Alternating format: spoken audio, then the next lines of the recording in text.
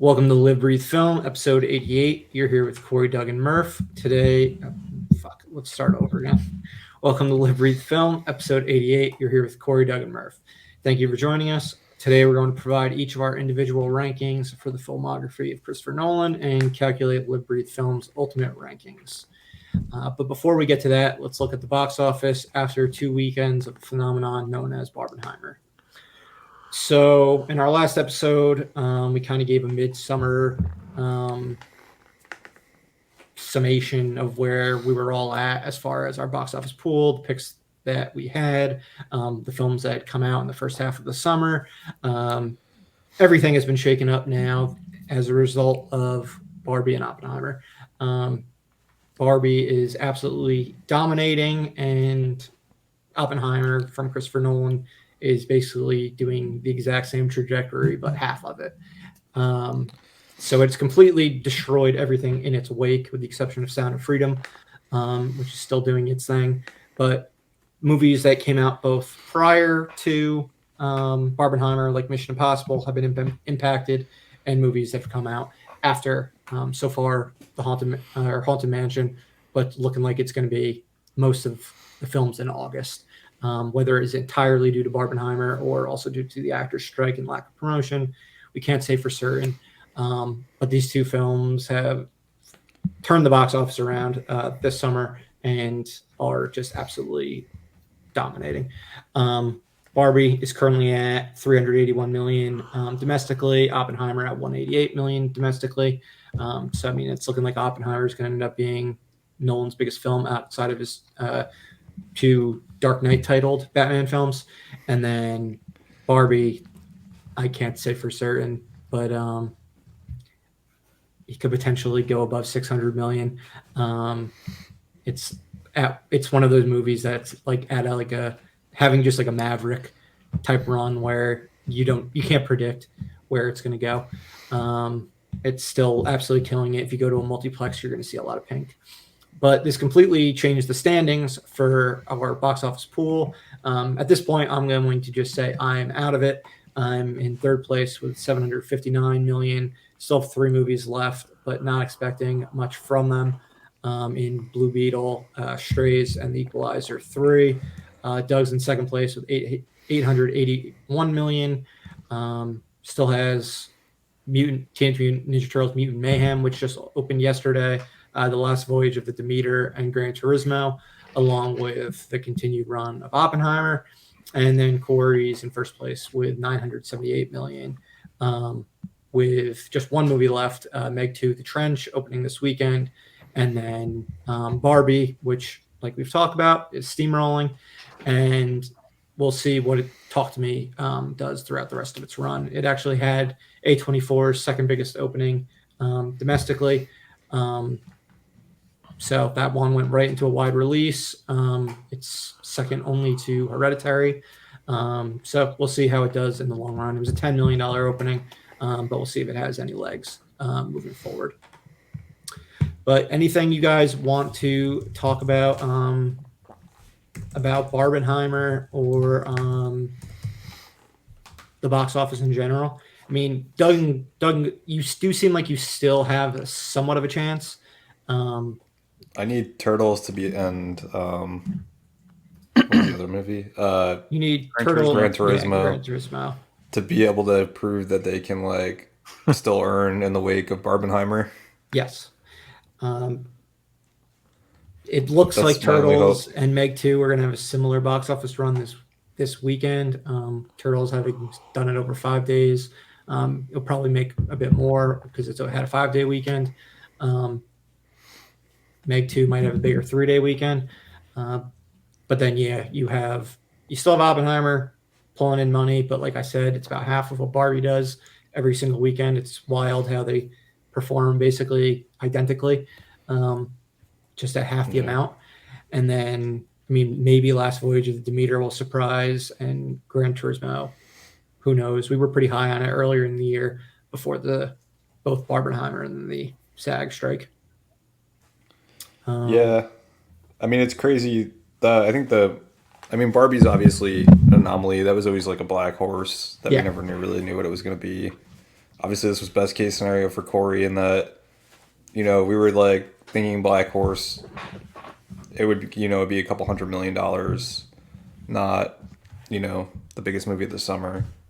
Although it looked more and more like it might have that potential as we got closer to Yeah, that closer the to release date. to the release date, the more we kept going up and up and up. But the Oppenheimer, like getting the like just being tied to Barbie in that way, getting the boost is, I think, even more shocking to me because of the fact that it's earning like it's a big action movie, but it's a 3 hour like biopic. Yeah, I mean, at one point I had thrown out the number like 200 million, and because Saving Private Ryan did that, and it was like an R-rated World War II type movie. But this is going to go 100 million higher than that even did, and like I said, it's going higher than all his like PG-13 sci-fi movies. It's gonna be higher than It's already higher than like Dunkirk and Interstellar. Not that Dunkirk was sci-fi. Um, it'll be higher than Inception, higher than Batman Begins. Um, obviously, none of these adjusted for inflation.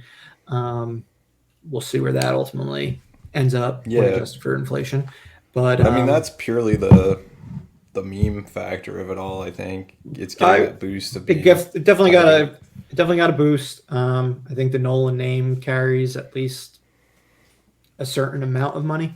Um, but I yeah, think it got it like definitely another got. 100 million or something out of this like meme. It may have. We'll never be able to We'll never tell. know. Yeah, And I would have loved to see what Tenet would have done had it not been for COVID. That would have been would have given us even more of an idea of what it could have done. Because this is, I mean, is essentially Christopher Nolan's first big event film since Dunkirk now, because Tenet got a weird release. So it's like 6 years between his name being up there in theaters. Um, and he's a fucking yeah, draw. Universal marketed the hell out of it, and then people did the rest by creating Barbenheimer. I mean, it was a one of a kind movie going experience, an absolute blast of a double feature, and something that studios will try to manufacture, but they won't be able to do yeah. You this can't. again. This was a from the grounds, just It was viral. authentic viral phenomenon. Even even when I saw it for the second time, Oppenheimer last Friday, we saw it at like 4:30 or 4:45 theater, and it was a regular showing. I think it was 70 millimeter, but still just like a That's regular. the thing. It's 70 millimeter. People are savvy. They know the Yeah, way. People know the way to see a Christopher Nolan movie, and they but will it wait a week was if they need to. yeah, it was packed, like packed. I was so surprised because the rest of the theater uh, wasn't really that packed. People were just going to see. There were people seeing like Barbie, obviously, and probably other showings of Oppenheimer. But that theater was completely full at 4 o'clock on a Friday. Yeah, cinephiles, they know the way to see a Nolan movie, and even I think he reaches the point where non-cinephiles are even aware of the way Hmm. that he wants you to see a movie. He's outside of James Cameron. He is far and away the biggest name director. There's then a big gap between him and I'd say Quentin Tarantino and like a Martin Scorsese. Um, those two directors largely rely on having a big name in their films in order to make an impact. You can see when they don't have a big name that it does make a difference. While Nolan, Killian Murphy isn't a monster name. Dunkirk had really no names, and if who knows This what did Tenet have a would have lot of done with having oh, a lot of names. this did have a lot of names, although they didn't really seem to market to Exactly. a ton of them. No. Um, yeah, always gets talented actors and big names, but they weren't marketed to a degree that like this was marketed as like a Killian Murphy movie. Um, so yeah, Yeah. um, So not to kill like what was a masterful segue, um, but I think I mentioned this to you, but I'm annoyed that I didn't get to see Mission Impossible in like a premium screen format. Yeah, that It does was stink. like the window was just like way too the window short. was so tight. I mean, it was like Mhm. 9 days. Yeah. And that movie, like, sorry, Christopher Nolan, but you got way more out of the big IMAX experience from Mission Impossible than you did from Oppenheimer. Um, I mean, Oppenheimer was mainly like close-ups on Cillian Murphy's face yeah, for the majority of the movie, which I was fine with because it was, it was an interesting story. But oh I yeah, would have loved to see Tom Cruise drive a motorcycle off a cliff. yes, that kind of demanded you see it on the biggest screen possible. And we didn't even see that one in Lincoln Square. We just saw it in our local IMAX at AMC, which happens to be like the largest one in New Jersey. And it was jaw dropping that way. Um, Yeah. but I would still recommend anyone who hasn't seen Dead Reckoning to check it out because it is still. A movie screen is still vastly larger than your traditional home theater, and it is one of the most crowd pleasing movies of the summer. Paramount just fucking botched the release of this film. So Yeah. it is what it is. At Sucks. least they're 40% of the way through the next one, despite the fact that this is probably going to be a major loss leader. We know we're going to get Dead Reckoning Part 2. I just now have doubts about the future of the franchise because of how they erred so bad on this release date. Yeah, the movie should have come out at a completely different time. It was a big mistake. Yeah. Um, Although I did see that the movie, I don't know how long it's going to be like actually in theaters, but they're not releasing it on VOD until October. I think Oppenheimer might be the same thing. I read that the I other think day. Oppenheimer is November Yeah, which for like a release on everything. but for Mission Impossible, I mean, unless they try to push like later on in the year, Mm-hmm. like try to push people to come back to the theater to see it in premium. But I don't think it's not gonna get premium theaters back after, I wonder. right? I mean, if so, let's say I movies wouldn't all get think pushed. so, but Let's say movies yeah, all get pushed down the road because of the actors and writers strike going on right now, and there's like now there's an you empty know September, let's there's an say. empty month. That could Maybe you still- re-release or like you like give that movie a bunch more theaters and try to get it going again. Yeah, I mean, you still have tons of marketing with the actors that you can reuse um, and recycle and give it another push. That is a possibility. You'd have to convince the theaters to like try it. Obviously, that's the big. They'd have to be not be making money, tons of money off of everything else. Yeah, exactly. They need to be in a situation where there's nothing really in the marketplace that warrants like an IMAX um, viewing or a Dolby or whatever other type of premium screen. But yeah, Doug, I mean, I would recommend still catching it however you can. Look at what the biggest screen is around you that it is available in, um, because it's a blast of a movie. Yeah. All right, and I guess we should mention Barbie was a lot of fun. Doug, you haven't seen it yet. Nope. It's a very fun movie. I enjoyed it. Corey, you did the same. I don't yet to meet someone who hasn't enjoyed it. Um, I've seen plenty of people online, like Ben Shapiro, who didn't enjoy it, but who gives a fuck? Yep. That's really all I have to say about that. The performances are solid. I think Margot Robbie's actually underrated at this point in how good she was in the film because everyone's talking about Ryan Gosling. Hmm. But she is great in the role, as is most of the various Barbies and Kens. Michael Cera as Alan. The people in the real world like America Ferrara and Will Ferrell, et cetera, et cetera.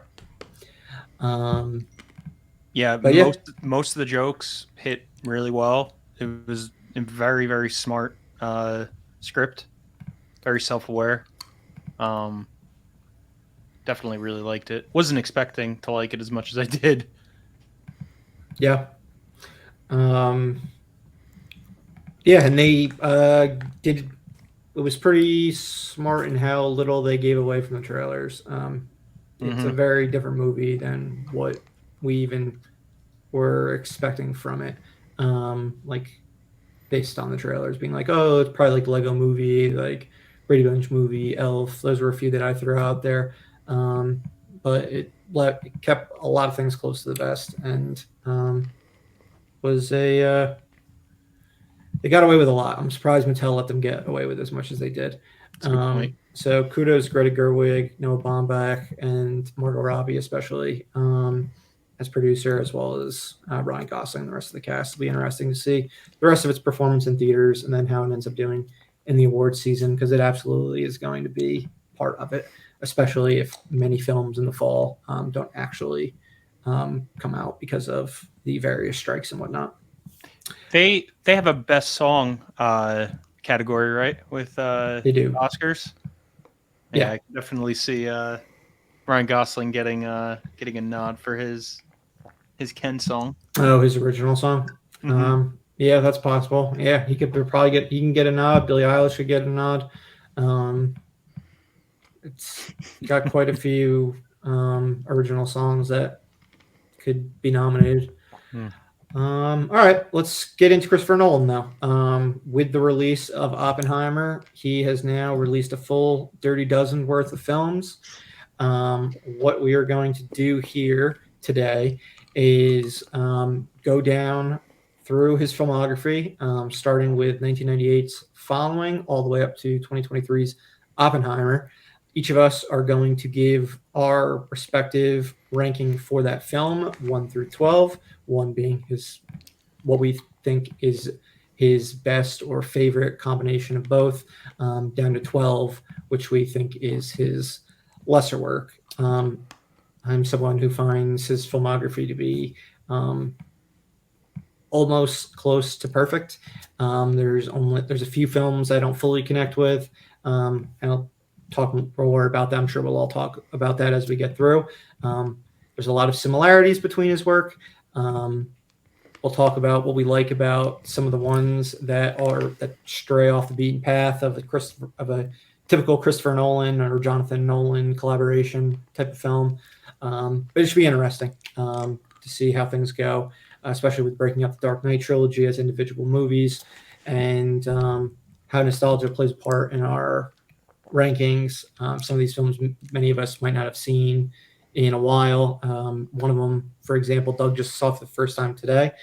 But let's get into it. We'll start with Following. We'll go. I guess we'll go in the typical Corey, Doug, and Murph order. And then once we finish up, we'll average out our rankings for each of the films and go from 12 to 1 for Liberty Films' favorite or definitive Christopher Nolan ranking. Corey, let's start with Following. It's his debut, basically Yep. filmed for nothing, like Kevin Smith's Clerks. Has it's a neo-noir, like mystery, psychological, like thriller type of film. Or maybe not psychological, but thriller, neo-noir thriller type of film. That kind of shows what Christopher Nolan will become later on, where you get a lot of the story fully comes into focus like towards the end. Very short, only 70 minutes. I don't think it was really theatrically released in America. But where do you have it on your list?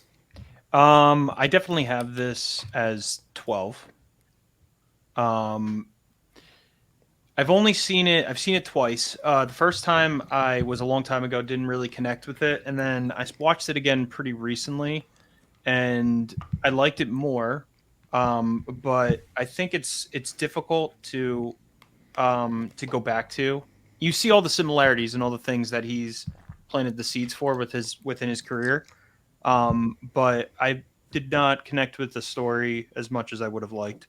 So it's definitely 12. It's a good movie, but definitely my last rank. Alrighty. Doug? I give it a 10. Ooh. Or I put it as number 10. I Wasn't expecting that. Yeah, it's just another. It feels very film studenty. Mm-hmm. Yeah, Yeah. it's like a prototype, like Yeah, like you type could of tell where film. he was eventually gonna go, like Corey said, but it's just not. It's not fully there yet for me. I think like if we're talking about it like where he was in his career, you know, and we were grading on like that type of curve, it would be a lot higher probably. But if we're comparing it to like more seasoned, more resourced Christopher Nolan, I just don't think it's anywhere near the top of his work. That's fair. I myself, right in the middle of you guys, put it at number 11. It's one that I've also seen twice. It was one that I was definitely more impressed on the first viewing than I was on the second. I think I watched them fairly close to one another the first two times I saw it. This past month, I ordered the Criterion collection of it, so I'll be watching it again at the end of the month to see how it holds up after time.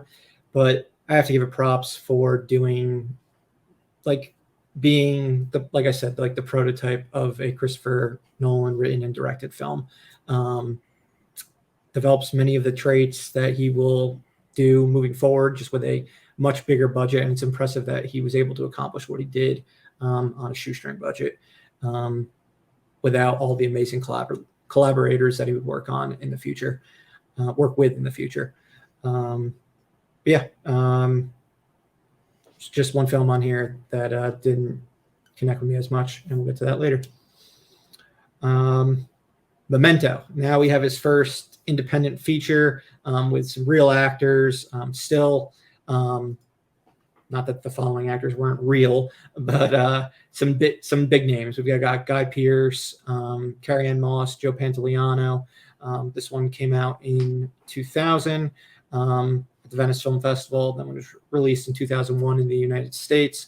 It's the one that really gave him a name, but it was super small budget, only somewhere. It was under 10 million to make, but it ended up grossing $40 million, and is what put him in the eyes of Warner Brothers, and really got his studio career started after that. Based on a Jonathan Nolan short story, and the screenplay was written by Nolan. Has some similarities with Oppenheimer in that it has both black and white and color scenes. Really gets into the habit of his non-linear storytelling. By telling the story backwards and then having these black and white interludes in between that ultimately reveal the truth of the story as you get to the end, which is a very Christopher Nolan staple move as we Yep. go through his career. But how did you all feel about his initial Hollywood film, if you can call it that even? I put this movie at number 9 for me. Um, this is where very quickly it gets very difficult for me because a lot of his movies I do really genuinely like, and they're all very different.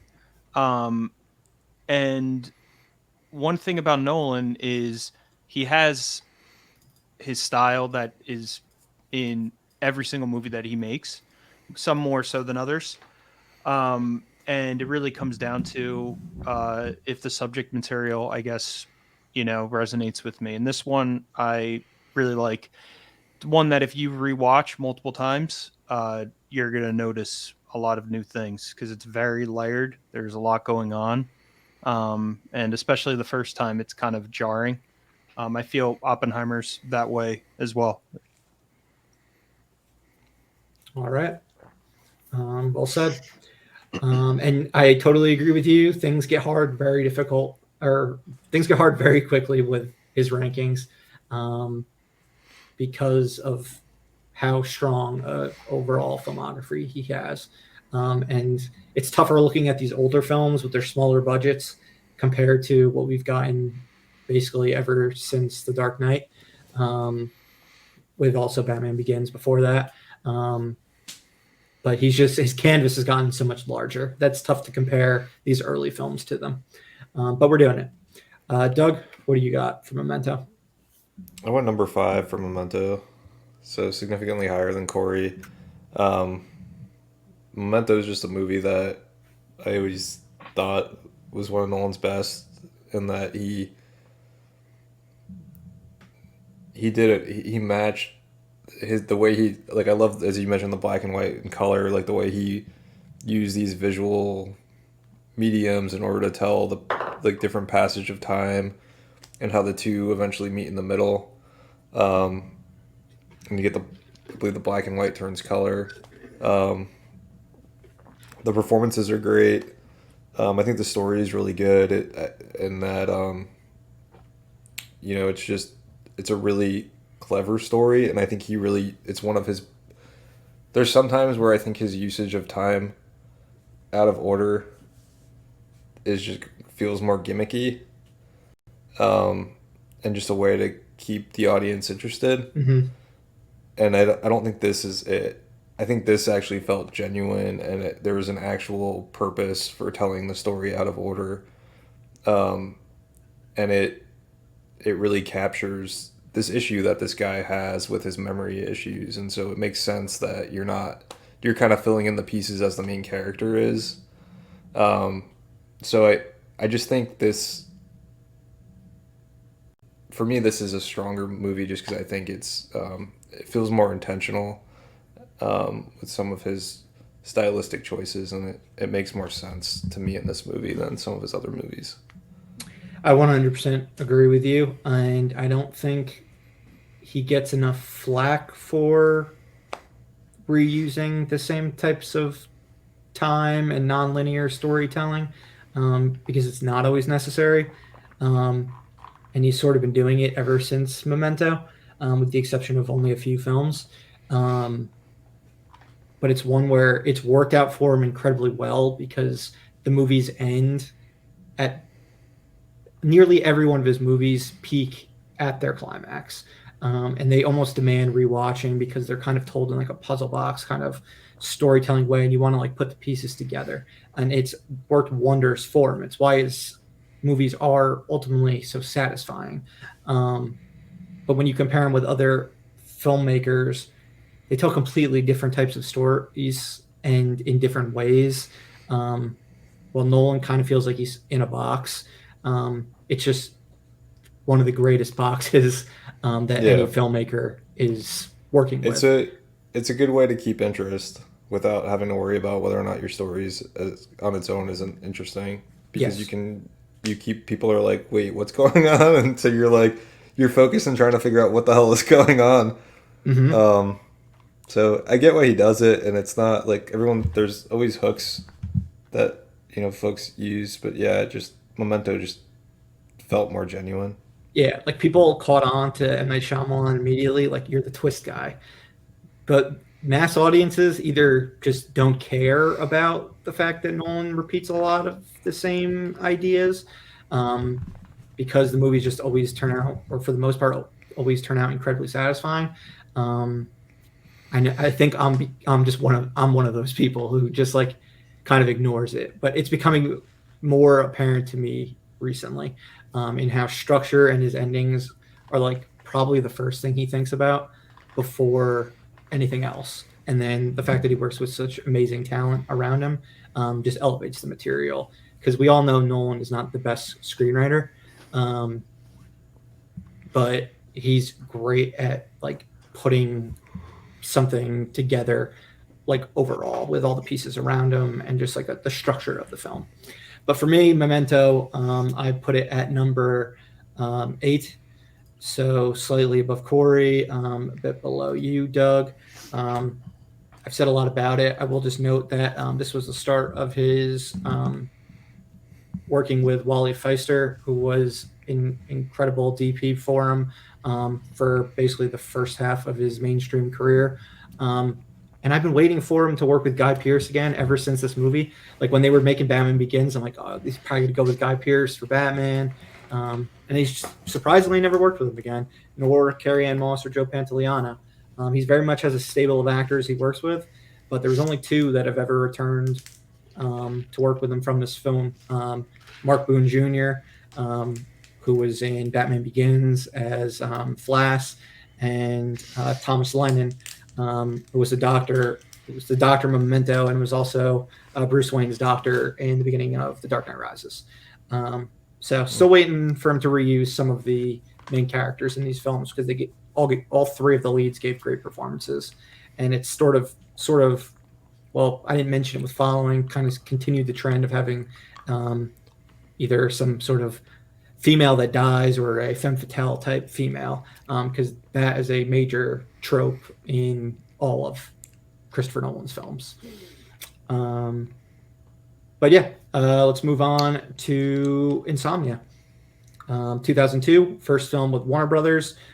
This was back when you go from an independent film to a mid-budget film before getting your big blockbuster type of film. Now we've sort of switched the mid-budget film, and you go straight from an indie to a blockbuster in like the Marvel system. But I think this worked for him in getting to work on his craft a little bit more, by having that mid-budget film that was around 50, 60 million, something like that. He started working with A-list stars like Al Pacino, Robin Williams, and Hilary Swank. Budget was 46 million. And this also is the film that now one more film before he works with his Lee Smith, his editor for the majority of his filmography. What would you guys think about Insomnia? This is a murder, psychological mystery, detective type story.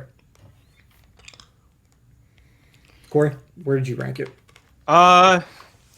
This is hard because I love this movie, but I think it's the least Christopher Nolan movie out of all of his films.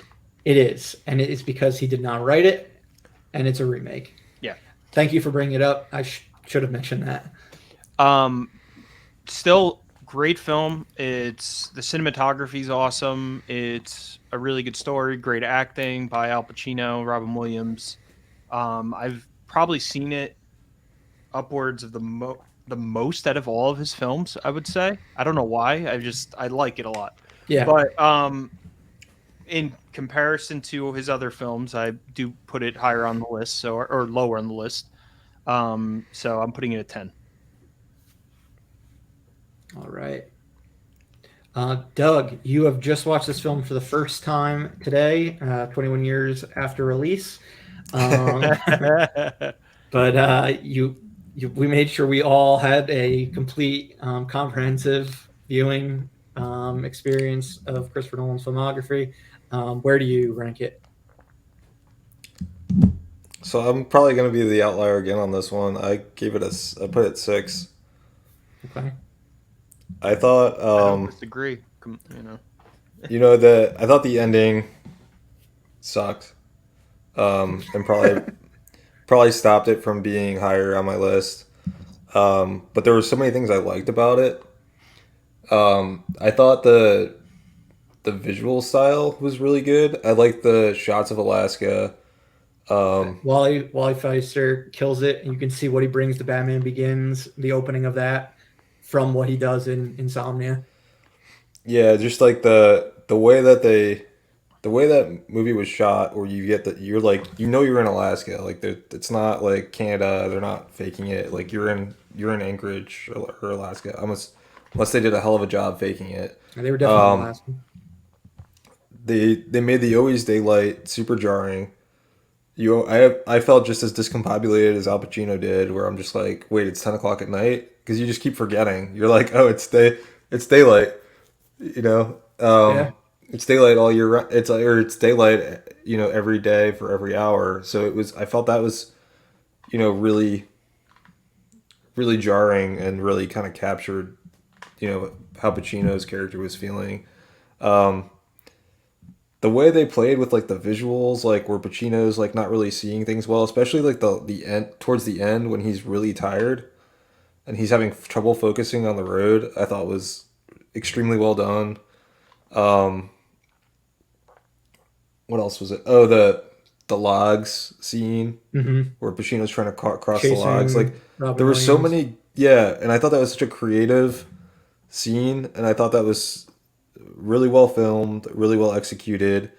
There were just like some of these standout set pieces and just like the overall feel that they captured for the movie. I thought, you know, elevated this a bit for me, even though I think they should have thought through the story a little bit more, or tried to do like less of a happy It story, I sounded guess. like, yeah, from what you've said, I've not seen the original film, but you looked into the original one. They diverted from the original ending and from the Norwegian film's ending, and you found that the original ending was superior.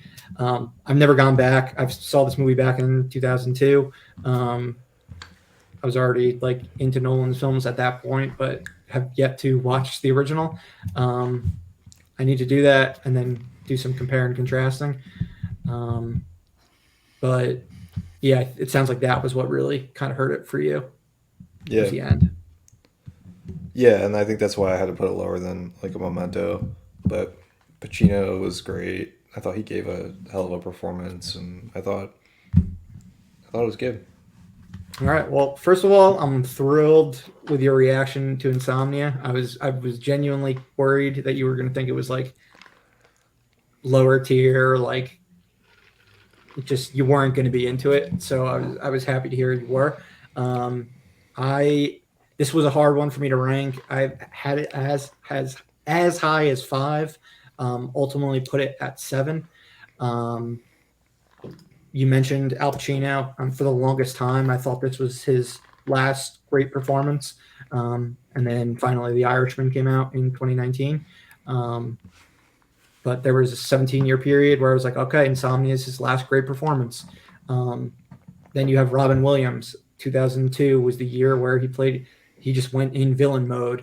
You had Death Smoochie, Insomnia, and 1 Hour Photo. And this was his peak villain performance of that year. Death Smoochie, hilarious, had a lot of comedy in it, so not a fair comparison. But he just super subtle in this one. It's not typical Robin Williams performance. Um, and then you could see why Hilary Swank was such just an in-demand actress at that point, um, as like the rookie kind of like is she a rookie cop in the film? She's a young She's the gun. rookie She's cop. definitely younger, but I Yeah. don't know if they say she's a rookie. Yeah, She's and definitely like the naive, like just got into the force type of yeah, like cop. very much admires Al Pacino's detective. Yep. Comes to Alaska from L.A. You could imagine it being like Al Pacino's character from Heat or something like that. Just being like forced to go into Alaska to solve this crime, this murder that took place.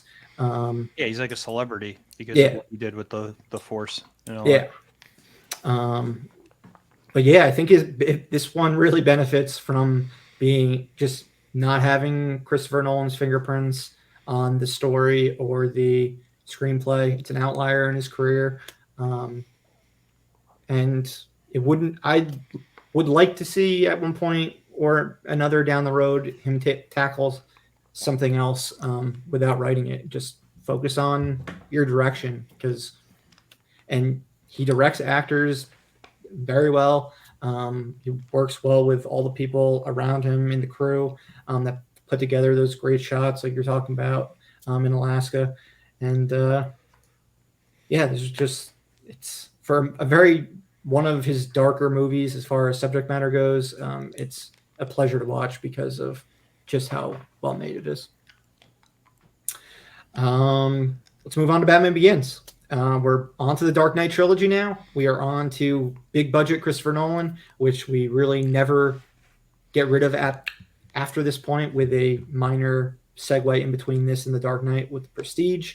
Um, but yeah, Insomnia gave Warner Brothers the confidence that Christopher Nolan can reboot Batman Begins after or reboot Batman after the character was completely destroyed with 1997's Batman Robin. So there were many attempts to bring him back in between. Darren Aronofsky potentially doing Batman Year One. We had Wolfgang Peterson potentially doing Batman vs Superman. What we ultimately got was Christopher Nolan's Batman Begins in 2005.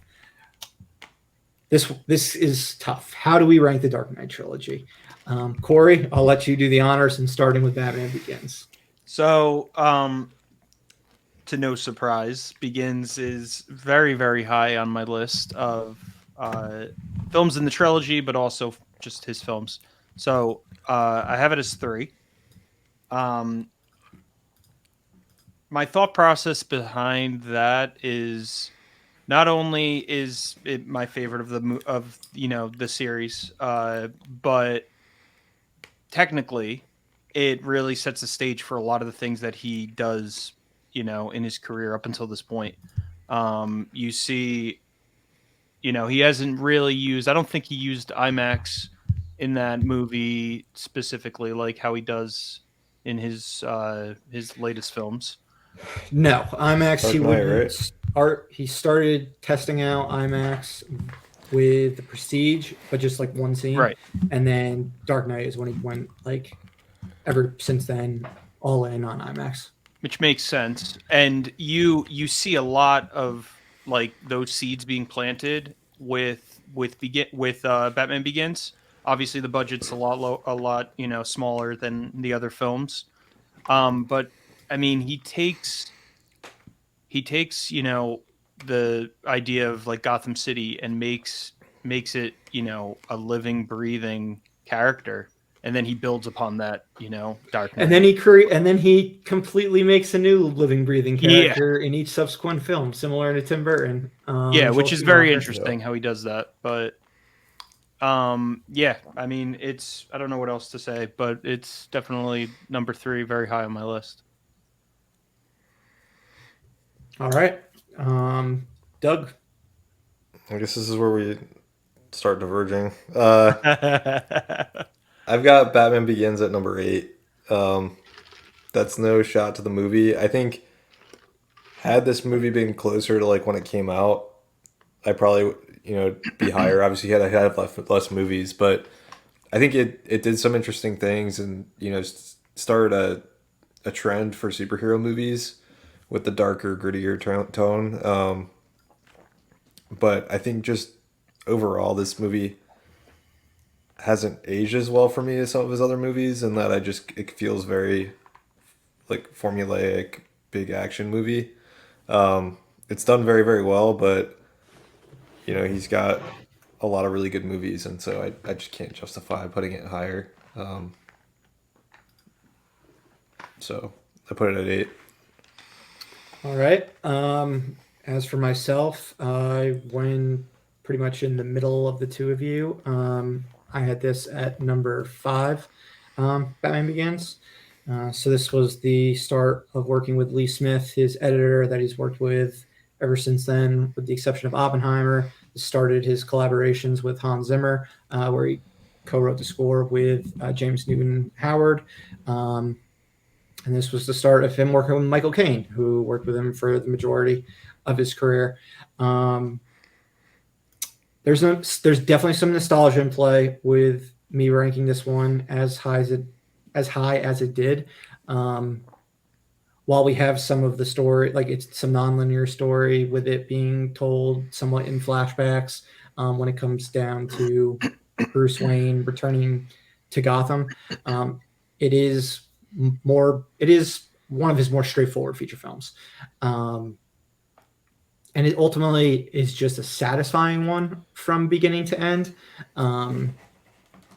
Probably one of his more emotional films, where despite it being in a comic book world, kind of feels grounded and you care about the characters. So when he started working with tons of big names all at once, or if they weren't a big name, they were a big character actor and subsequently became a big name after working with Nolan, like Christian Bale. Liam Neeson at this point, this was still before he turned into the Taken guy. It was only like he was known for dramas, and then Episode 1 before this. But they subverted that whole mentor role from Episode 1 with him ultimately being a villain, which I still think is one of the great twists in any film. Yep. Cillian Murphy is when he started working with him as well. Audition for Batman, ended up becoming the Scarecrow. Just murderer's row of talent. Morgan Freeman, etc. Katie Holmes, even I thought she was ultimately a better Rachel Dawes than what we got out of Maggie Gyllenhaal in The Dark Knight. So I think she got some unnecessary like shit because this was when the Tom Cruise relationship began. But yeah, Batman Begins. It's so hard even for me to rank the Batman movies, let alone like the Batman movies in the rest of Nolan's filmography. Um, I would agree with you, Doug, in the fact that I don't think it's aged as I think it'd be way higher had we done this, let's say in 2000, in 2014. It'd be even significantly higher on my list. But it's still a super satisfying movie.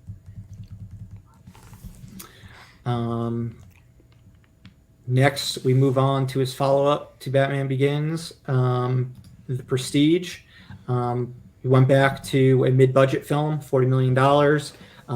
This was the last time he would go small scale in between the Batman Begins and The Dark Knight.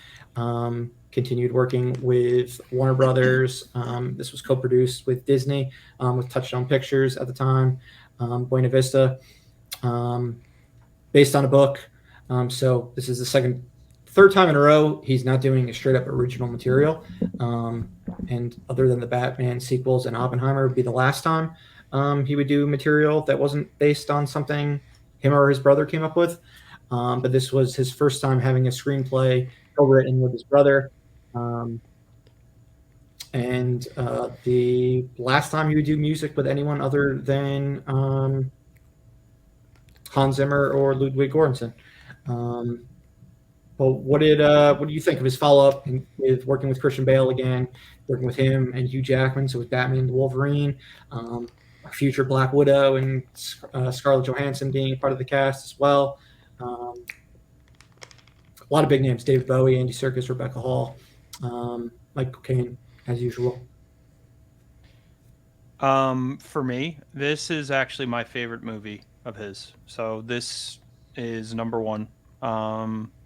And it has been for a long time. So it's been interesting because I love this movie since it came out, and then as his new films have come out, things have shifted in the rankings. But this movie has always been my favorite. I think it's a perfect structured film. I think it's edited incredibly well. Obviously, the acting is fantastic from the whole cast, and it has, I guess, it has a similar structure in a way to Nolan. His climaxes are really like when that's when the twists happen. Like it's a bang type of ending, type of climax. So that's similar. But for me, I think that the way that it actually ends was very shocking. And every time I watch the movie, I notice different nuances, different little things that I think tactic wise he uses in his other movies. All right. Doug, I got a feeling we're going to be in a similar position here, but you can confirm. What do you got for The Prestige? So, I actually am joining Corey with the number one for The Prestige. I agree with him. I think this is probably one of his best overall. Once again, the editing and the is intentional, in that it fits with the overall structure of the movie and what the goal of the movie is intended to do, which is, the name of the movie fits really well with what they're trying to accomplish. Yeah, everything's really good. The only flaw or big flaw in this movie is the makeup. I think some of the aging. Yeah, I know you have problems with Borden's makeup. Yeah, I just think they could have probably made that a little bit better so that it doesn't wind up giving away the twist. But otherwise, yeah, I really dig this movie. Although it's hard because it's like almost feels like 1A, B, C. Yeah. I'll be interested to hear your BC. But yeah, dude, it's tough because of his 12 movies, I've given 9 of them 5 stars on Letterboxd. Um, Yeah, so it's hard. it's incredibly hard to do his rankings. At the beginning of the summer, I had The Prestige at number one. I've since shifted it to number two. Um, I think there's a lot of similarities actually between The Prestige and Oppenheimer, similar to Mm-hmm. how I was mentioning similarities between Memento and Oppenheimer with black and white and the color. But with The Prestige and Oppenheimer, you have the two two characters who are in a battle, but and trying to like one up each other, even though one of them is really not even like trying. Um, and you're getting dual perspectives. You just don't really realize how much you're getting that until towards the end of the movie. And I'm particularly talking about Cillian Murphy and Robert Downey Jr. In comparison to the very much straightforward battle between Christian Bale and Hugh Jackman in The Prestige. So I did find there were a bit of similarities there. There were also the usual deaths of the female characters in both films. Two films where a female commits suicide. The love interest commits suicide. Um, Although so one's historically, one's historically like, accurate, yeah, like one's a book. Yes. one wasn't a story that Nolan created. Yeah. No, you got a point there. But Yeah, no, I think it's a perfectly structured film. It just came down to me, um, which we'll get to very soon. Guns ahead. What would be my number one? And we'll get to that momentarily. Um, so yeah, Prestige, fucking great movie. I haven't watched it in full in a very long time. I watched it a ton, probably the first 5 years it was out. I really need to go for a rewatching because it's masterful. And there's a reason why we all have it in our top two. And again, I had it very close to one. Um, so yeah, let's go on to The Dark Knight, the mega anticipated follow up to Batman Begins. That really, if it wasn't the film that made Christopher Nolan like a household name, um, it was just right next to it. Um, but yeah, this is one that just went off into the stratosphere. Like fourth biggest movie of all time at the point that it came out worldwide. Second biggest film of all time domestically when it came out. It was it's similar to Barbie, what we were talking about earlier. Absolute phenomenon. Barbie's finally breaking some of these Dark Knight records at the moment that are taking place. And when this film, you got to talk about Heath Ledger, bringing him into the franchise as the Joker and bringing in Aaron Eckhart as Harvey Dent. Two of the best casting decisions throughout that trilogy. Shockingly enough, Heath Ledger, the only actor to ever be nominated or win an Academy Award from a Christopher Nolan film. I think after this year, there are going to be a few more nominations. Yeah, 100%. Mm-hmm. But it was crazy to me when I was going through it that I'm like, damn, Heath Ledger's the only one to be nominated and win, let alone just be nominated. He was, unfortunately, it was posthumous. I would have loved to see what roles he would have done with Nolan after, because Nolan loves to use the same actors again and again and again. Memento and Insomnia are really the only ones where he didn't use his leads again. But where are we at with The Dark Knight 15 years later? So for me, I have this more towards the middle. So 7. I respect this movie so much, like in so many different ways. I mean, it was really the first film where he really sunk his teeth into shooting with IMAX cameras, giving us that huge type of experience. Like you said, Murph, he he changed Gotham City again. For this is the second. It's in Chicago's image in The Dark Yep. Knight. So Yep. completely different than Begins. So that's jarring, but it really aided the movie in making Gotham City a character. like even more so in this one. And Heath Ledger, obviously, like you said, was amazing. The acting is great, editing is awesome, music is like probably one of the best scores I would say over the past It's this is 10 years. when this is when like the Nolan scores become as prolific as Yeah, they do. Is the Dark Knight beyond is iconic. when You it hear that. starts. You hear that that theme song from the movie, and everyone knows what it's from. Yeah, Like I mean it's they had some great shit in Batman. Batman Begins is a great score as well, yeah. but there was a reason why James Newton Howard didn't return for Dark Knight Rises Hmm. because like Hans Zimmer just elevated his game so much with the Dark Knight, and then working with him in his follow up film Inception, where he was just like, all right, you're Hans Zimmer's your boy now. Like he'll Yeah, do Dark Knight Rises by himself. Um, but and he keep yeah, I mean, talking. and then I have to take into account like just where I have this, within my my trilogy, Batman trilogy ranking. So that's why it's a little bit further up. So I had to land on the middle. This was difficult because I do love this movie.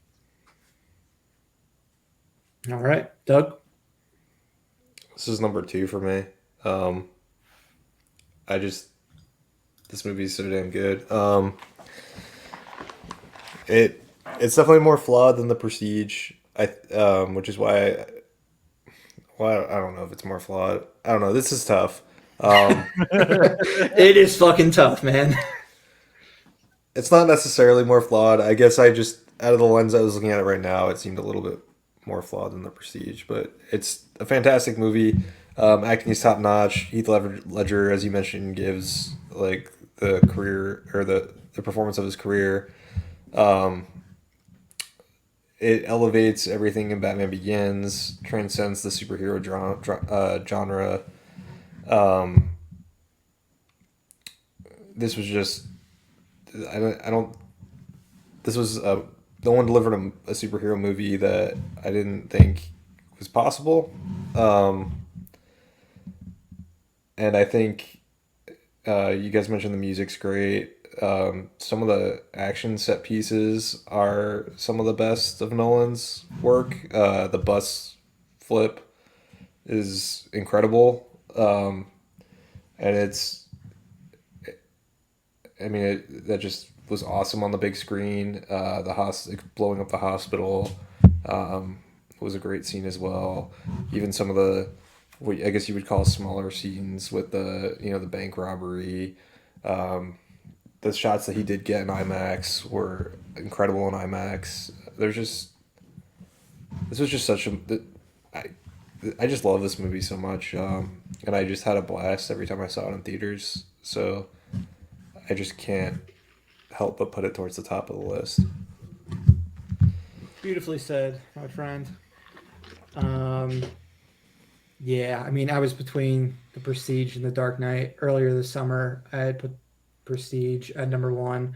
I really sat and thought about it, and I'm like, is it the easy pick saying the Dark Knight? It is, but it is my favorite.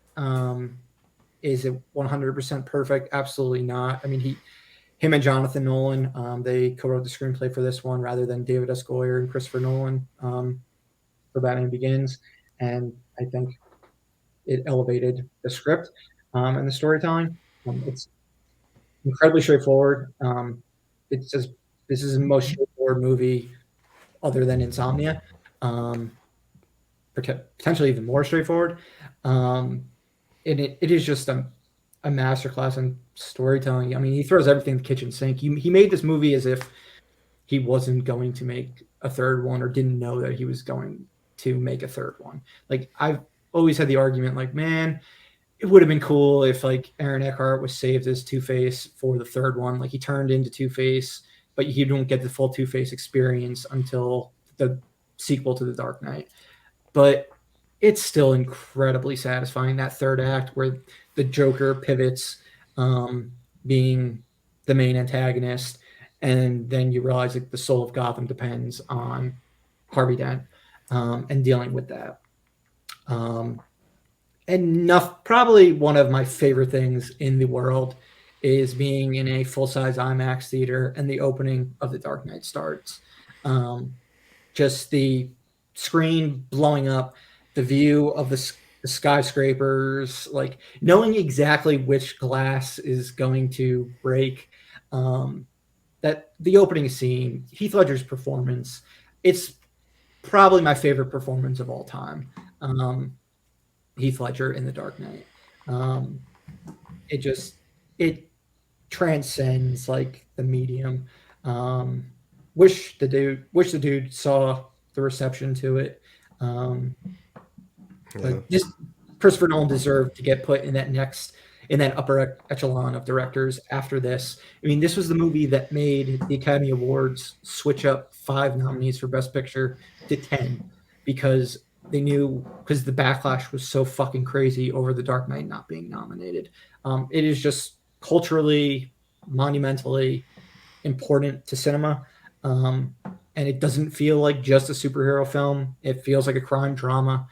Again, second comparison to Heat I'm saying tonight from Al Pacino and Insomnia, but like Yeah. it feels like a crime thriller like Heat. Um, I could watch this over and over again, and will watch it over and over again until I die. So that's why I had The Dark Knight at number one. Yeah. I completely agree. Yeah, I think this movie's pretty freaking awesome. And seeing it in IMAX, like going back and seeing it in IMAX is it's one of those times where it's definitely worth it for his movie because it's just so cool. Yeah. Um, and now we've got 2010. We've got Inception, the first movie where they could really sell it on Christopher Nolan's name. Granted, it had Leonardo DiCaprio all the way at the top of the poster. But this is the point where you could say from the director of The Dark Knight, a film by Christopher Nolan, and it meant something. And expectations were met. It was a huge box office success. This is when Hans Zimmer becomes his sole composer for quite a while now. Um, let's get into it. What's everyone think as far as Inception goes? Man, I'm still moving this one around, but It's a tough mind bending type of film. A lot of similarities later to Tenet, yeah. a future film that we'll get to. Um, yeah, this was a tough one for me too.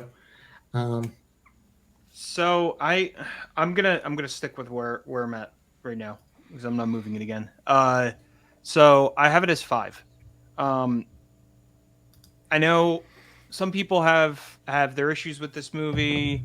Um, Overall, I just think that the concept was so unique, and the way that he executed it, on top of the amazing acting again, was just made it a very unique experience, which I think we'll get to. He tried to replicate it with Tenant in a way, but it's a movie that is so unique. No one has ever done anything like this again, and he used mostly practical effects, which is staple, insane to think about. I still remember that behind the scenes of when he made that hallway, that rotates so he could do that whole scene. such a cool scene. And it looks amazing, but how they came up with how to do that practically is just so.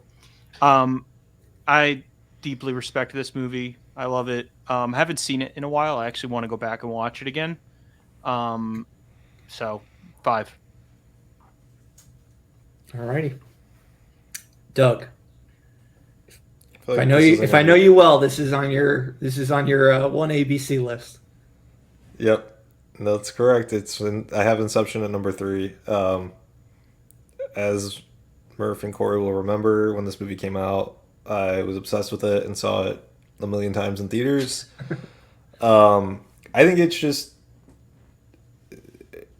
it. I agree with you guys. It's like his world building and his ideas. He does this like sci-fi world building idea in this movie that it's just very well executed. I think it's pretty well thought through. Um, he some of his more creative ideas with like the time moving at different speeds and having lining up all the in the climax and lining up those scenes all together. I mean, it's just which would happen again in Dunkirk which happened, to a yeah, degree.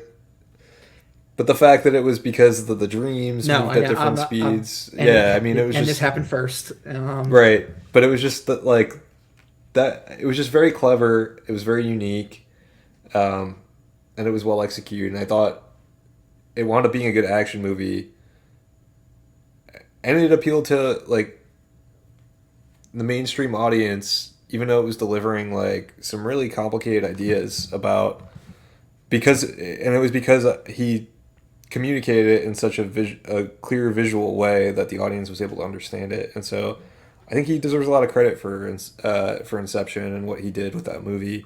And then I like the story. It's a story that connected with me, and I just really enjoyed it. So you were correct. This is my we've now gone through my 1A, B, and C. um, this was one I had mentioned before. Insomnia going up as high as 5. I was very much flip floppy with 5, 6, and 7 of Batman Begins, Inception, and Insomnia. Um, Inception, I ended up going with 6. Um, the reason I ultimately went with 6 was because of the sheer amount of exposition in the film, which I think drags the film down on repeat viewings. Second half of the movie, masterful. Um, the exposition 100% necessary, or you're never going to understand what's going on in that latter half of the movie. I just don't think it plays as well on repeat viewings for that reason as some of his other films do. Um, but yeah, I mean, I don't think I have anything else to say that I didn't already say towards the start or right about now. Um, I mean, it's his best sci-fi movie so far, I would say. Um, and I think when I did my top 10 of the 2010s, it ended up around number 8. Um, so, um, yeah. Oh, the Hans Zimmer score is also amazing. I forgot to say that. Yes, Hans Zimmer score. This I would say is his second best. It's 1A, 1B with his scores. For me, when it comes to Inception and one of the other ones. But man, I don't know which other. some of the songs on it, I was listening to the other night, and like Time. It So good. Man, yeah, it's great film. All right, so that's Inception. Now we've got The Dark Knight Rises. Came out in 2012. Kind of had to be squeezed from Warner Brothers into making this film. I think by them giving him kitchen sink with Inception, he returned the favor with The Dark Knight Rises. Ultimately, told a compelling story, not one that I think we were expecting after The Dark Knight. Like I mentioned, he's sticking solo with Hans Zimmer at this point as his composer. Brought along Tom Hardy again after working with him for the first time in Inception as Bane. Brought in Catwoman, played by Anne Hathaway, never actually referred to as Catwoman, so we can say Selena Kyle. And then we have the surprise villain again. He kind of repeated the twist of Batman Begins, but to a much lesser effect with Talia al Ghul.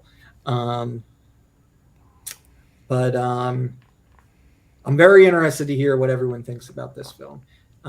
It does get knocked down by people in comparison to his entire filmography and his other Batman films. But I give it major props for being what's probably like the last like definitive ending to a superhero like series. Like it actually has an ending. Guardians of the Galaxy's or Endgame is the closest things to it, but obviously the MCU train kept running with almost all the characters from Endgame after Endgame, and many of the Guardians actors will likely be back in the future. So this is like the last final, like what feels like a real trilogy for a superhero film. Maybe we'll get it from Spider-Verse. Who knows? But Dark Knight Rises. Corey, where do you rank this one? Um. So, I'm putting this right in front of The Dark Knight, but behind Inception, so 6. Uh, Rises, I do like more than The Dark Knight, just as a whole. Uh, I do think that the movie, uh, it has its goofiness and its storytelling, uh, bits that are just kind of weird, but I still really thoroughly enjoy it. And I think that, again, Christopher Nolan taking the methodology that he keeps, creating and, expanding upon with every movie. This one, he really leveled up with the practical effects, with IMAX, with, the editing, Hans Zimmer, coming back to do a killer score. Um, Yeah, it might even be. It's a better score than the Dark Knight, I would say. yeah, yeah, think it might be.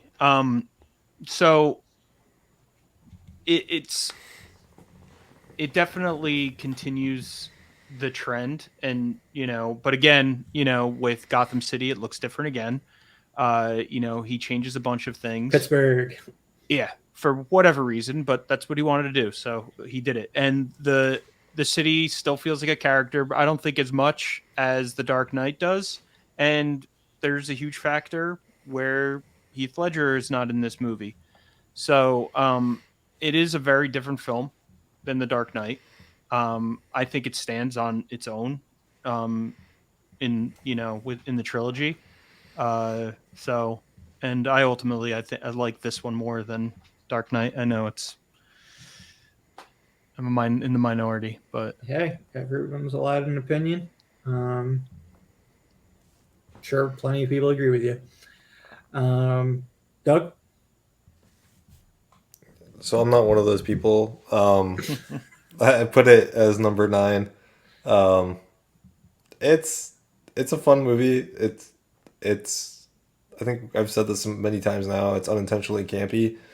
Um, Bane is winds up being a goofy villain. Um, I mean, like I can like quoting Bane makes me laugh when people do it, which isn't like not really what you want necessarily from your No, when villain. like Harley Quinn, like the TV show, like gets a whole has done Bane jokes for 4 years now based on that voice.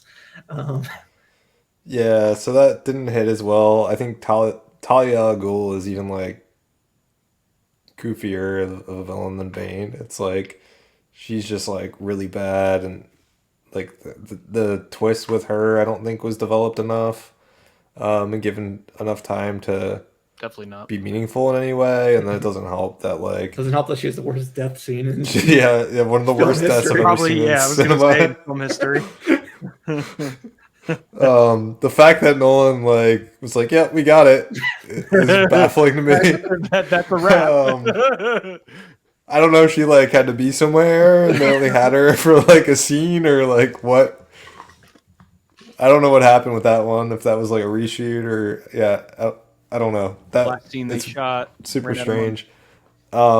There are some really great things about, or there's some really great scenes that I enjoy in this movie, but it's not. It's to me, it's the weakest out of his trilogy. But it's still fun. I still enjoy watching it. It's just not. It just doesn't to me hold a candle to.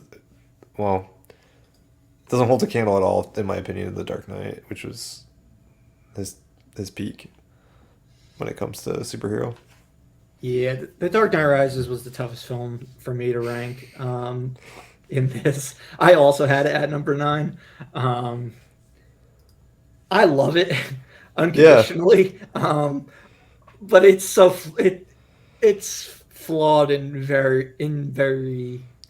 many ways. I don't think Nolan's heart was 100% fully in it. As you can say with like the Talia al Ghul death, it very much feels like the most like a comic book film of the 3 films he did, with ridiculous stakes of like an atomic bomb that's going to destroy Gotham City and everything like that. Batman getting his back broken and then being able to recover and be able to beat Bane. Like it's a little ridiculous, um, but it's still a blast. I still love Tom Hardy's performance as Bane, even if I just as much love making fun of Tom Hardy's performance as Bane. Um, so this was a hard one to rank, because like I said, I think I have 9 of his 12 movies as 5 stars. I even give this one 5 stars. Like I love so many of the Delusional, Batman 5 movies. stars. I also give Matt Reeves' The Batman 5 stars and Tim Burton's Batman and Batman Returns 5 stars.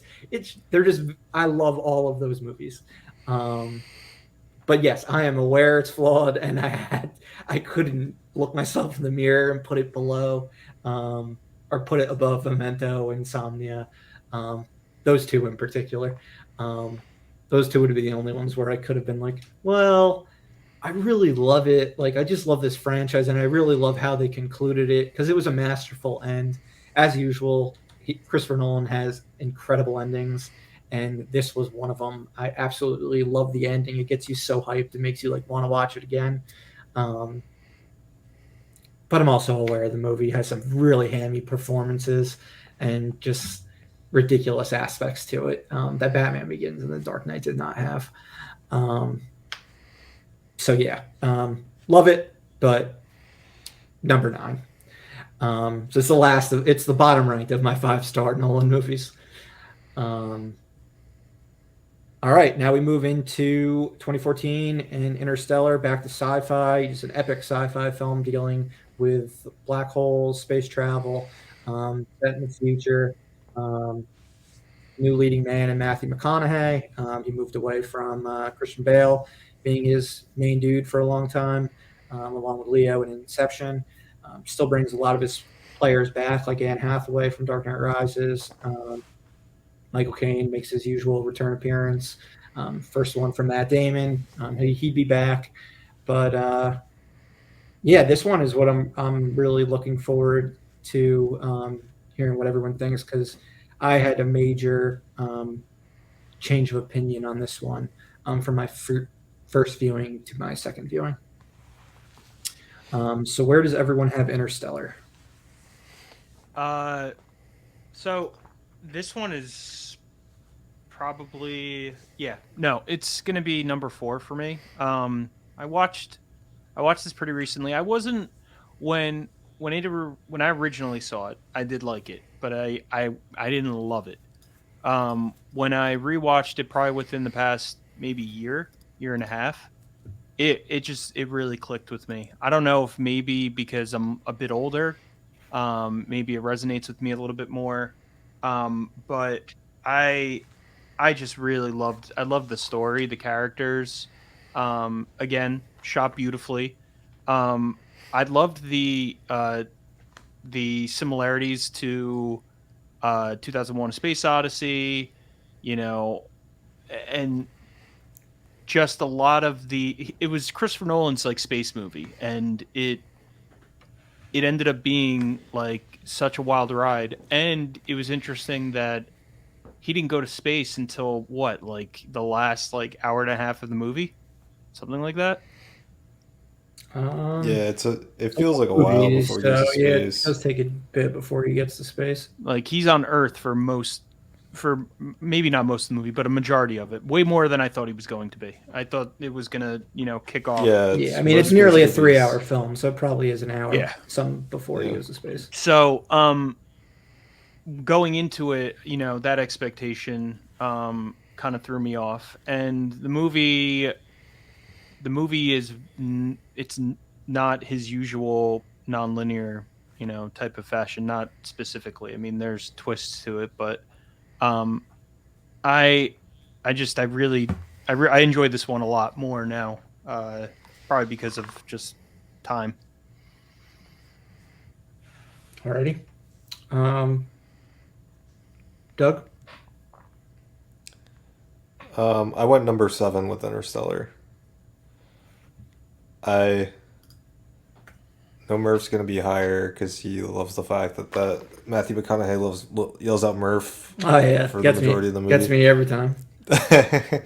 um, I mean, I know this is definitely the movie you were talking about with the score, Hans Zimmer score, because Yes, I think this this is his is peak this is Hans a Zimmer. fantastic score.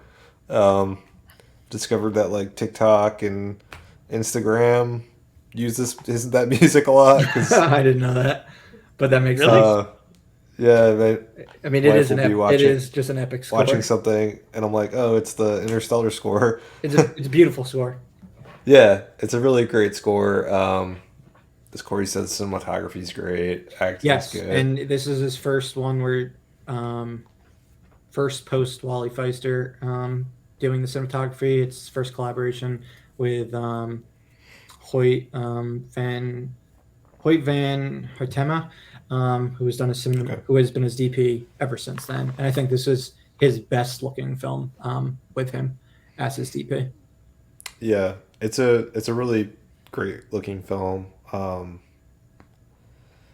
The reason why it's not as high for me is this.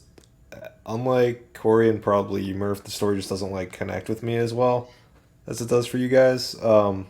It's just it's a little like goofy to me, like the ending and like where the story goes, um, with the time. The bookcase and the time, Yeah, and the reaching, yeah, and like the going into like the fourth dimension or fifth or wherever the heck he goes and communicating and just I don't know that part.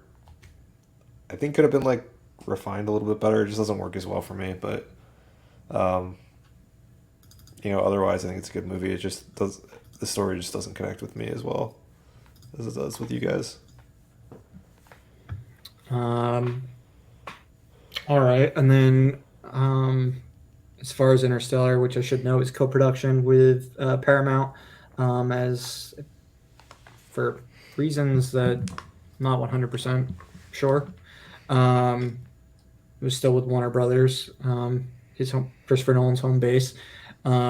This was one that I didn't fully connect with on first viewing for personal reasons. I didn't even watch it a second time for 4 years, I think. Um, I thought it was well made. Definitely didn't feel the ending on first viewing. Um, on its second viewing, it hit me like a ton of bricks. I think it's by far his most emotional film, and the most heart of any film he has comes out of this film, which is ironic since it's so much of it is set in deep black space. Um, but Yeah, cinematography, score, performances. Matthew McConaughey absolutely kills it. Um, the scene where you're seeing him watching the videos, where so much time has passed on Earth versus his time in space, and you're seeing his kids grow up from being Mackenzie Foy and Timothy Chalamet to Jessica Chastain and Casey Affleck, um, is it's heartbreaking. Um, and just amazing acting all around. Um, I didn't love the ending, like I said, the first time I saw it. That's when I started to notice the the Nolan way of endings, where where it demands a rewatch to fully get the pieces of the puzzle to fully understand what was going on and how things were presented in front of you way earlier than you realized. Um, but yeah, this was one that, like I said, didn't connect with immediately with, but on second viewing, it just skyrocketed up my list. I think it was either two, or I think it was three for me. I think it was three for me for the 2010s, when I did my rankings. Um, so yeah, Interstellar. Where'd you have this one? Oh, did I not say? You might have said and I missed it. I may Yeah, I not. didn't hear it I either. may not have said it. I had this at number three. Okay, that Apologies. makes sense. Um, Yeah. I never, ever in a million years would have thought it would be this high back in 2014 when I saw it opening weekend. But yeah, that's where it falls now. All right, let's go on to some true story. Is Christopher Nolan's first World War II related film of the past 3 films. We're dealing with Dunkirk and the battle there, and trying to bring all the British soldiers home before they're ultimately killed by the Nazis. Corey? I have this one as 11.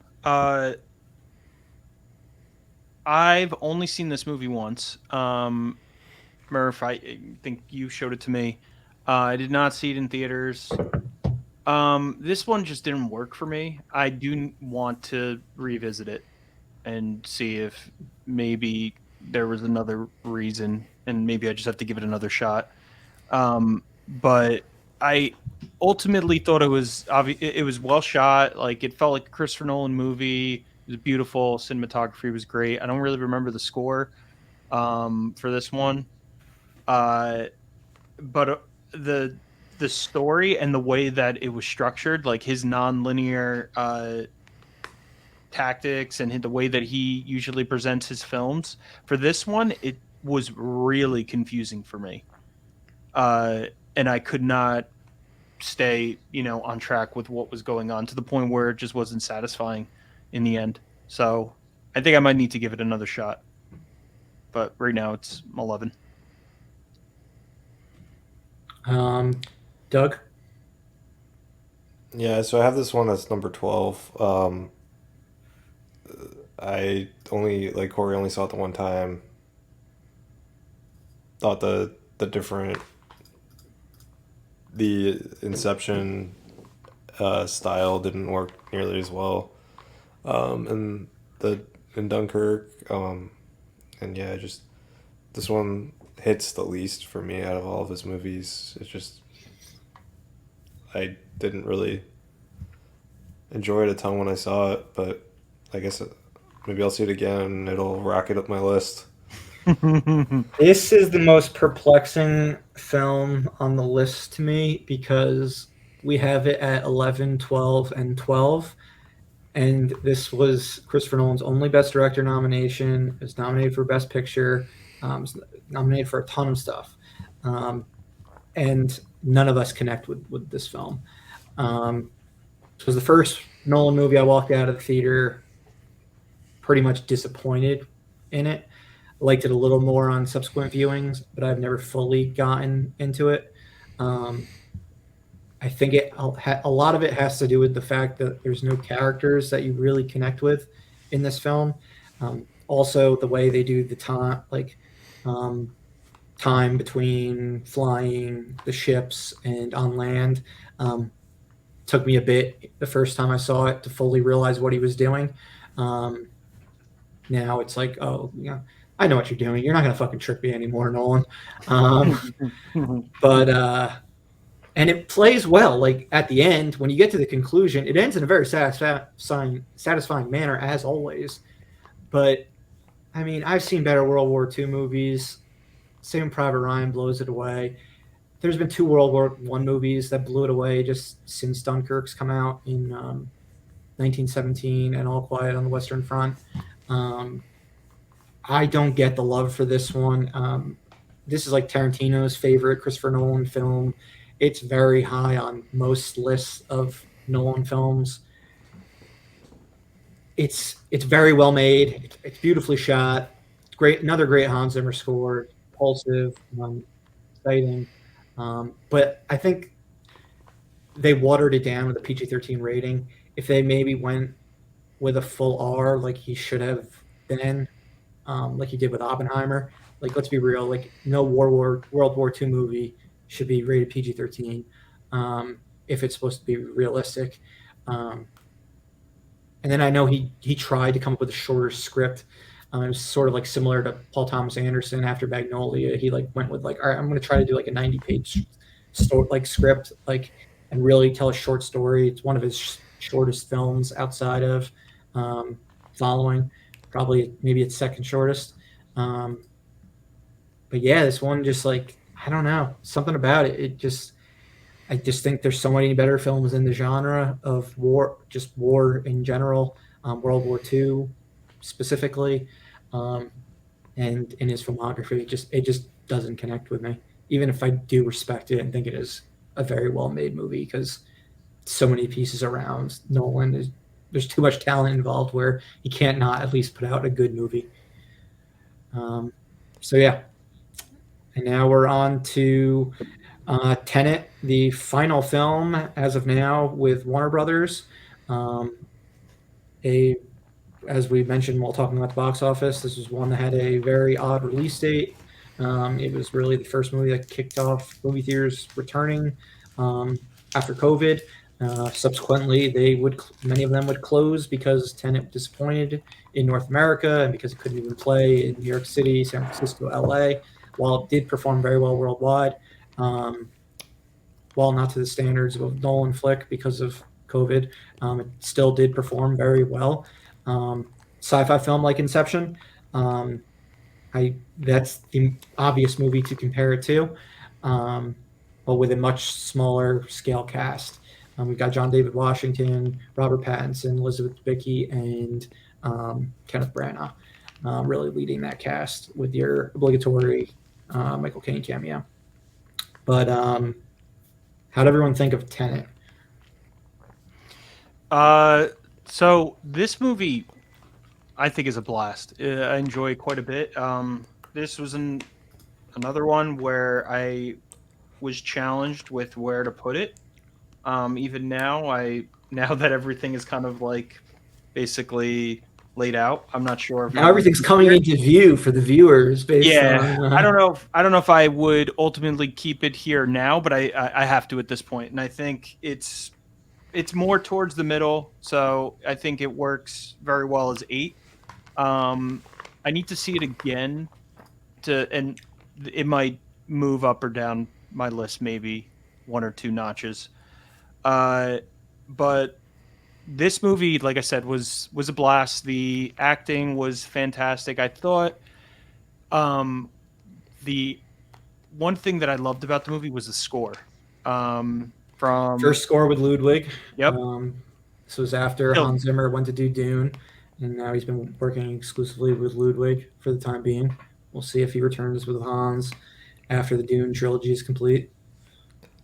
yeah, and I thought the way that he scored this movie, it worked well with the building the tension of what was going on in the film, and it worked very well with the editing of the movie. I think Yeah, it. Lee Smith kills it with the editing Yep. again as Yep. usual. I think the movie would have hit way differently with any other composer. So I think he was like a perfect fit. Do you think he's imitating Hans?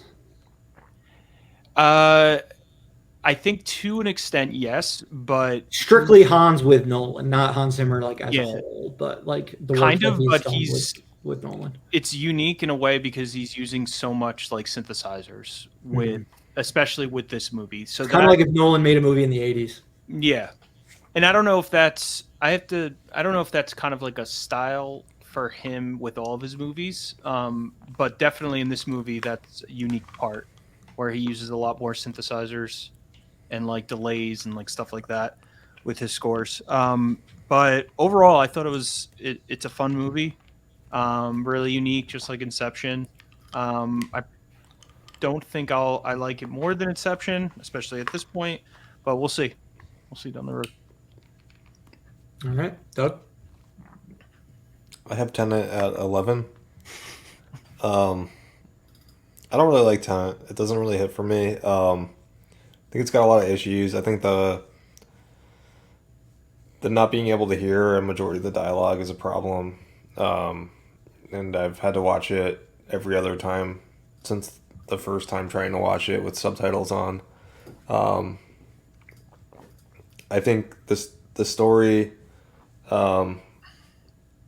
I'm not interested in the characters at all. There's just not like a lot of heart there for the characters. They don't even like give you the name of the person. He's just like the Yeah, protagonist. he went and back it's to just like with the font. Like that's the same thing he did with Following. The Yeah. main character didn't Yeah. have a name. Like I don't think any characters in Following had names.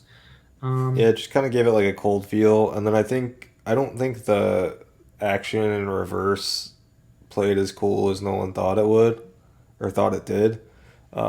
To me, the action scenes kind of feel weird when things are playing in reverse. It doesn't look cool. It just kind of looks weird.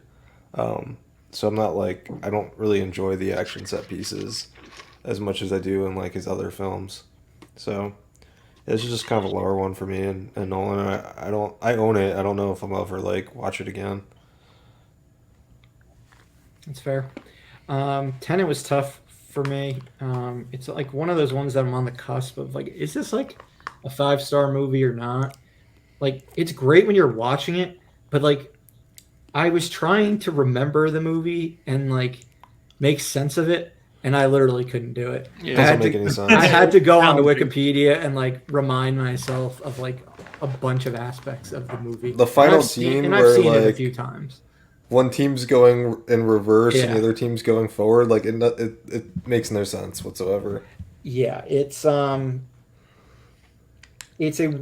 like he's trying to do Inception, but it's way more confusing and it doesn't make as much sense. But I do think the action do have a blast with the action scenes. Kenneth Branagh is a solid heavy. Elizabeth Debicki is one of my favorite like female performers in one of his films. But yeah, you definitely don't get as much out of John David Washington just being called the protagonist, and like everything obviously comes out pretty cool at the end. No shocker. Like when you get the full reveal of like who's been coming from what time, and he realizes his place in Tenet and everything like that. All cool stuff. But ultimately, I put it at number 10. It's one I like more when I'm watching than when I'm thinking about it in retrospect, I realized, which is weird. It's one where I have to like really invest myself in the movie to fully like follow it because of how intricate the storytelling is. I think it kind of hurts it. I do think Ludwig's score is awesome. I do think it's somewhat of, since it's his first score with Nolan, I do think it's kind of like doing like a imitation of like a Hans Zimmer type of score, because he'd done the previous 5 or so movies with him. But I do love it, and yeah, this was one where it's like, all right, I kind of want to see you do something new after this one. And we'll get into Oppenheimer now, then, which is his latest. This is interesting. Corey, you've seen it twice. I've seen it twice. Doug, you've seen it once. Obviously, our opinions on this movie can change wildly over the years, but let's see where we're at right now. So right now, I have this as where you can see with how everything's played out. I have this as number 2.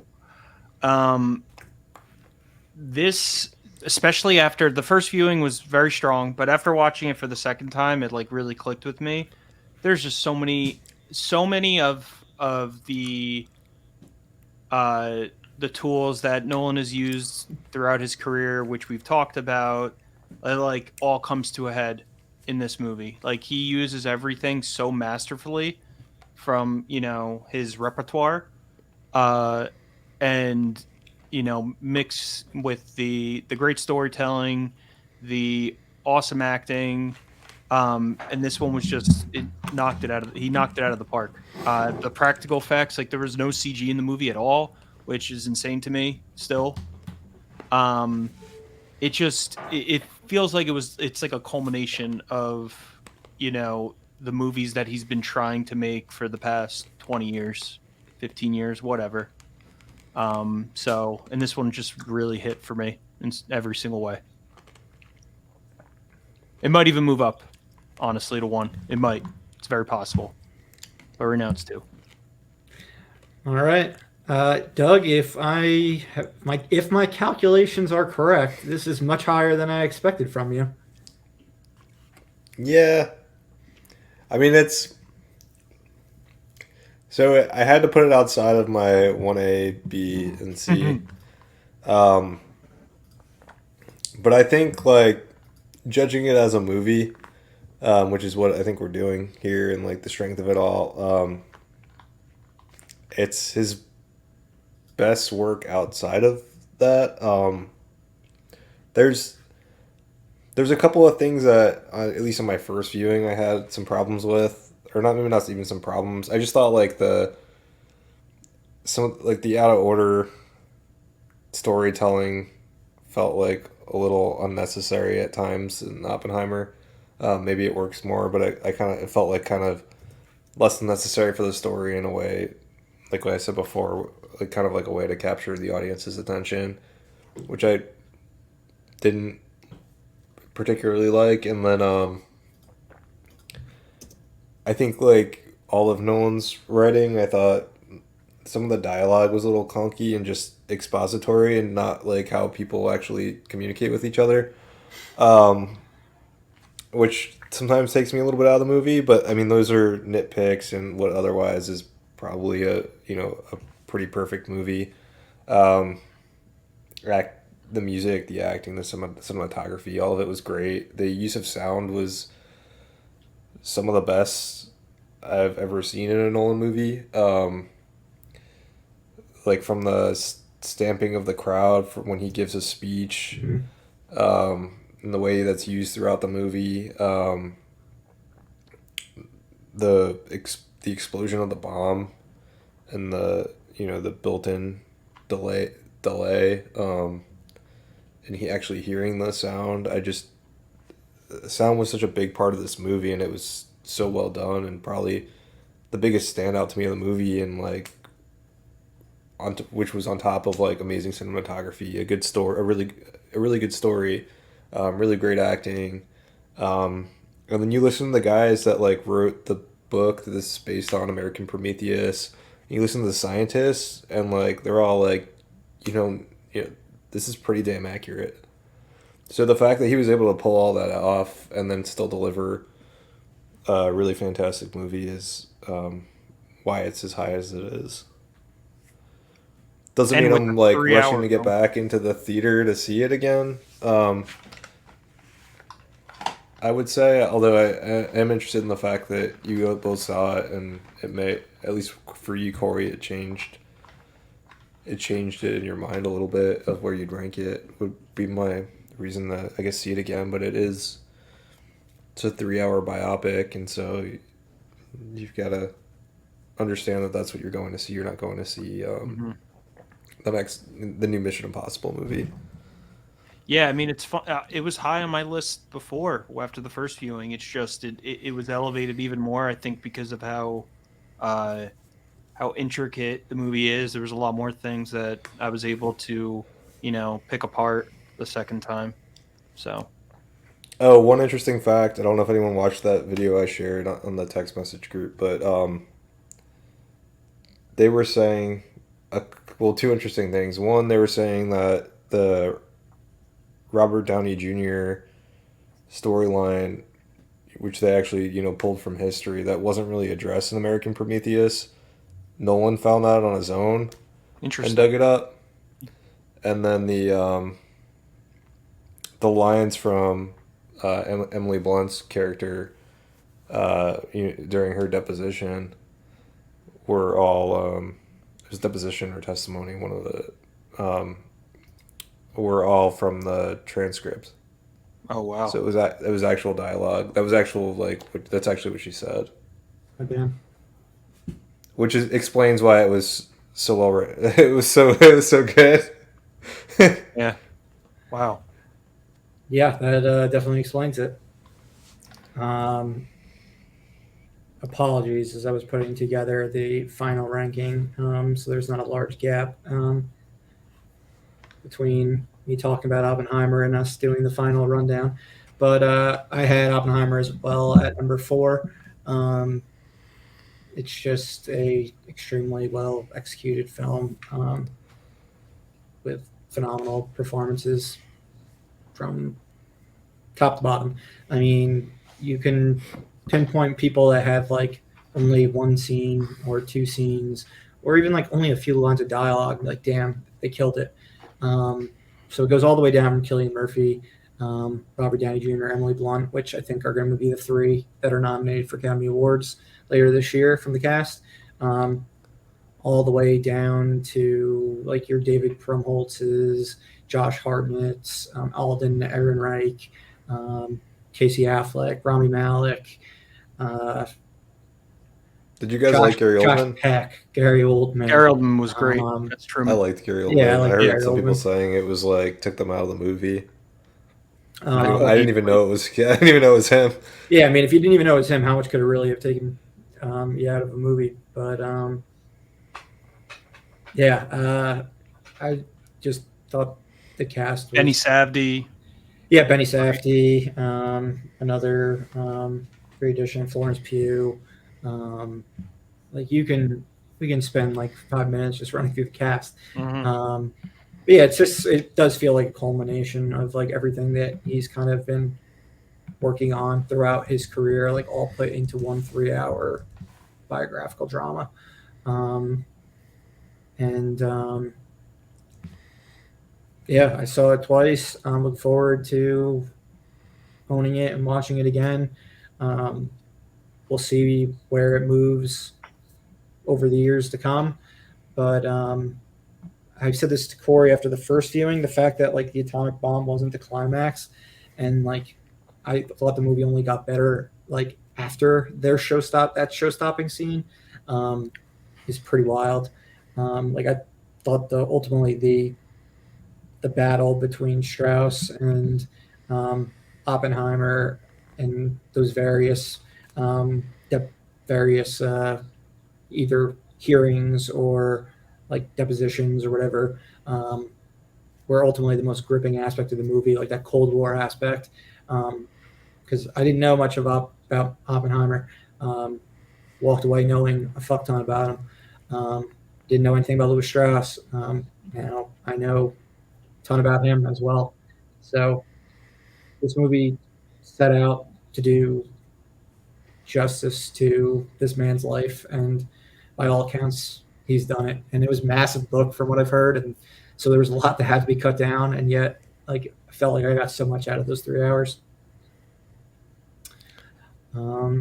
Yeah, and it didn't play like a normal biopic, which I appreciated. Like it Mhm. didn't play like biopics can seem very formulaic at times, and it's like challenging thing and then overcame it type of story, and it's like this one felt more like a real fleshed out person that had its flaws and but was by no means was perfect, and never like overcame anything.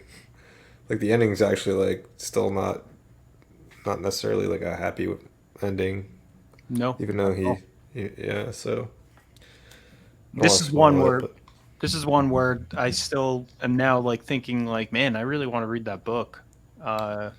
It's like sticking in my mind. Like this might be the the next book I read, type of thing.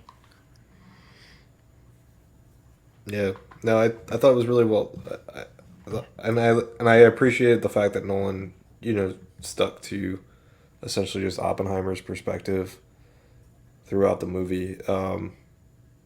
Like we didn't see the bombings. We get to see.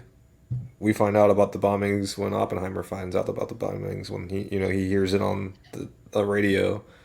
Yeah. So it was just I appreciated that he decided to put us in Oppenheimer's shoes, except for the Strauss scenes. Mm-hmm. The Strauss scenes in black and white were phenomenal. I mean, I think it's Robert Downey Jr. maybe his best performance that I've seen from him, Yeah, along with Cillian Murphy's best performance as well. So yeah, all right. Well, we all very much enjoyed Oppenheimer. All right, so what we've got now is our final tally for Nolan's dozen films.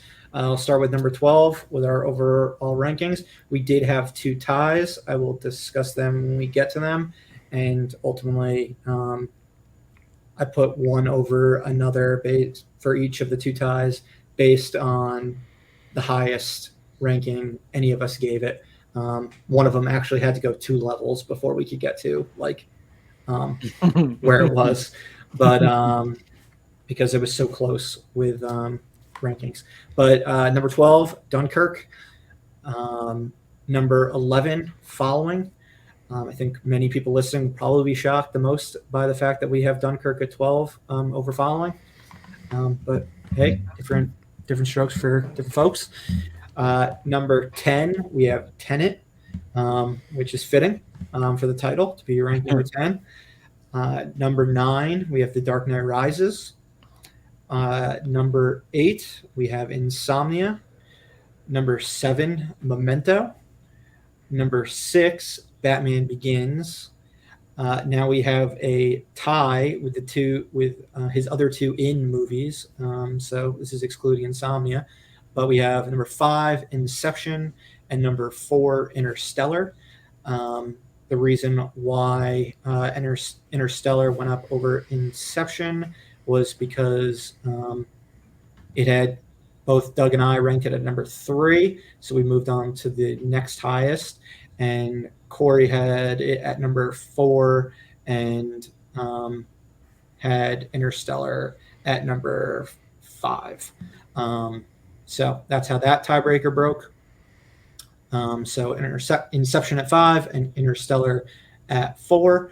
And then we've got Oppenheimer at number 3. It was tied with The Dark Knight, with myself having put The Dark Knight at the highest peak position, edge that out to give it number 2. So Oppenheimer, number 3, The Dark Knight, number 2, and number 1 from Live Breathe Film for Christopher Nolan's filmography is The Prestige.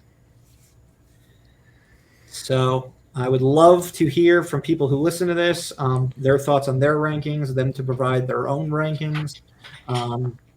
It's quite the filmography. Maybe we'll do this. We'll definitely do this with like someone like Quentin Tarantino in the future, especially someone who says he's only going to do 10 films. Fun when the Movie Critic probably comes out next year. But yeah, any surprises, guys, with what we ended up with? I don't really think so. I think it kind of ended up where I thought it was going to be.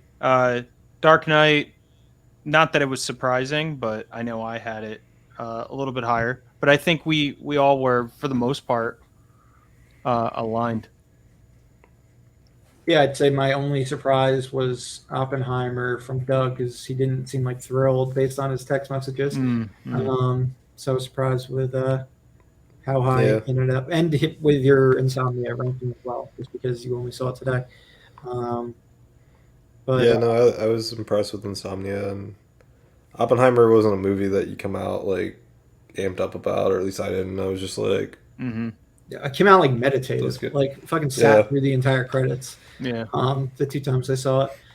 Yeah, I wasn't surprised about The Prestige based on our text this summer, and based on how I know Corey feels about The Dark Knight in comparison, like with that in that trilogy. Yeah. And Dunkirk being last was actually kind of surprising. I thought Falling would end up being last, despite me having put Dunkirk last on my list. But yeah, that's all we've got for today. Thank you for listening. Please follow us on all the various social channels, Instagram, Facebook, Twitter. Subscribe on Apple, Spotify, Amazon, etc. Pushing back our 2022 yearly film series again due to the length of this episode, which ran way longer than we had initially planned or hoped for. But we hope you enjoyed listening to it. Again, please share your rankings and your thoughts on our Christopher Nolan rankings. But as always, this has been Corey, Doug, and Murph at Live Breathe Film. We'll see you again next time, film fans. Bye.